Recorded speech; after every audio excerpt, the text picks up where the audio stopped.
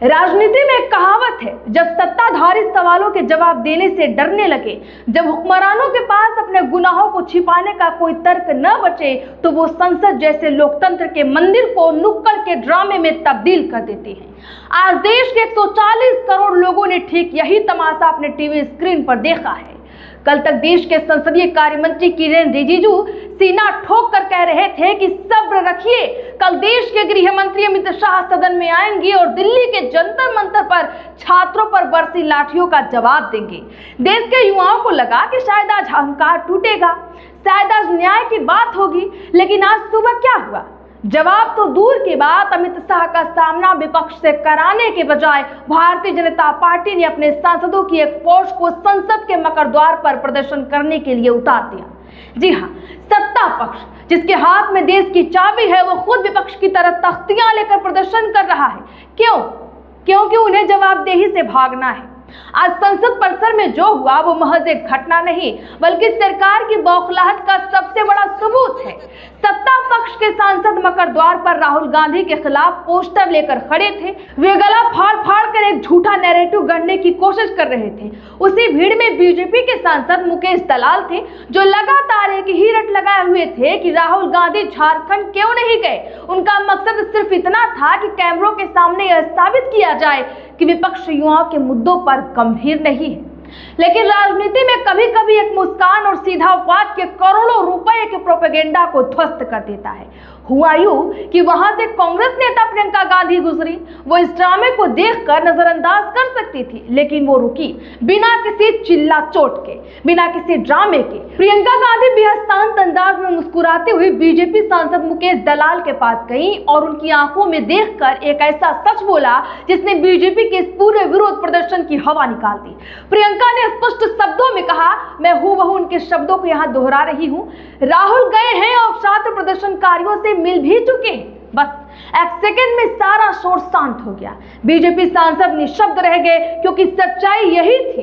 कांग्रेस सांसद गौरव गोगोई ने इस बात की पुष्टि करते हुए प्रधानमंत्री नरेंद्र मोदी पर सीधा और तीखा प्रहार किया।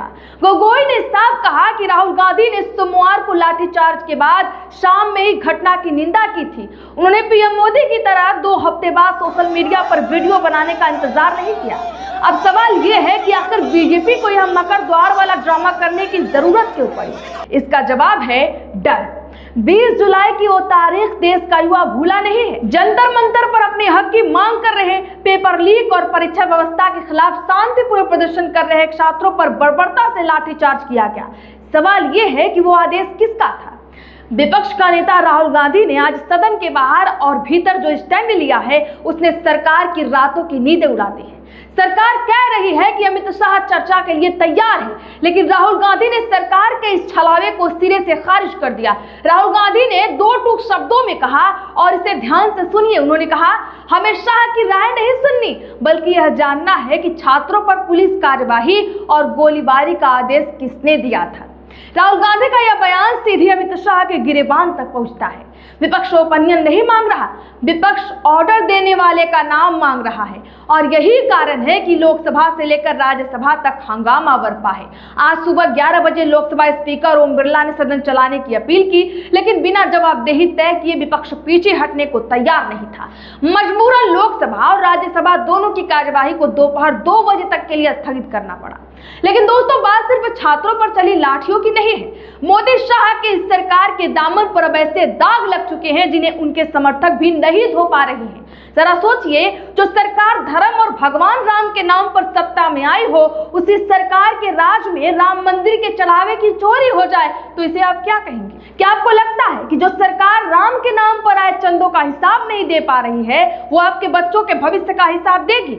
28 जुलाई को इस सरकार ने बेशर्मी की सारी हदें पार कर दी। लोकसभा में विपक्ष ने हंगामा किया क्योंकि प्रहलाद जोशी को शिक्षा मंत्री बनाया गया। राहुल गांधी ने संसद के बाहर आकर देश को झकझोरने वाला बयान दिया। उन्होंने कहा कि सरकार ने एक रैपिस्ट की पैरवी करने वाले शख्स को शिक्षा मंत्री बना दिया है। सोचिए, जिस मंत्रालय के कंधों पर देश की बेटियों और युवाओं का भविष्य है, उस कुर्सी पर एक ऐसे व्यक्ति को बैठाया बताया गया है जिस पर इतने गंभीर आरोप लगे हैं, क्या यही है मोदी सरकार का न्यू इंडिया?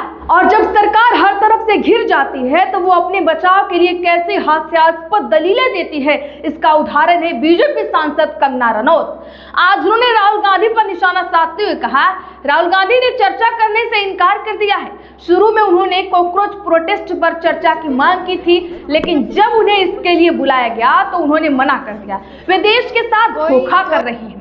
कंगना रनौत के बयान सरकार की मानसिक दिवालियापन को दर्शाते हैं। देश का युवा सड़कों पर खून बहा रहा है, किसान परेशान है, राम मंदिर में चोरी हो रही है और सत्ता पक्ष की सांसद कंगना रनौत उल्टा चोर कोतवाल को डांटे जैसी बेसिर पैर की बातें करके मुख्य मुद्दों से देश का ध्यान भटकाने की कोशिश कर रही है। दूसरी तरफ जिस वक्त संसद में छात्रों के खून पर जवाब मांगा जा रहा था, ठीक उसी वक्त आज सुबह 10 बजे संसद भवन की लाइब्रेरी बिल्डिंग में क्या हो रहा था? प्रधानमंत्री नरेंद्र मोदी, अमित शाह और जेपी नड्डा के साथ एनडीए के नेता मंगल मिलन बैठक कर रहे थे। वंदे मातरम के जय घोष के साथ यह मंगल मिलन हो रहा था। कितना क्रूर मजाक है इस देश के साथ। झारखंड में छात्रों के सिर फोड़े जा रहे हैं, दिल्ली में जंतर मंतर पर उन्हें गोलियां और लाठियों से डराया जा रहा है और देश के हुक्मरान मंगल मिलन कर रहे हैं। क्या यह सत्ता का अहंकार नहीं है? क्या यह 140 करोड़ जनता के मुंह पर तमाचा नहीं है? मानसून सत्र 20 जुलाई से शुरू हुआ था और 13 अगस्त को खत्म होने वाला है। सिर्फ 3 दिन बचे हैं। सरकार की रणनीति बहुत साफ है, हंगामा होने दो, सदन स्थगित होने दो, ताकि अमित शाह को आकर यह न बताना पड़े कि दिल्ली की सड़कों पर छात्रों का खून बहाने का फरमान किसका था।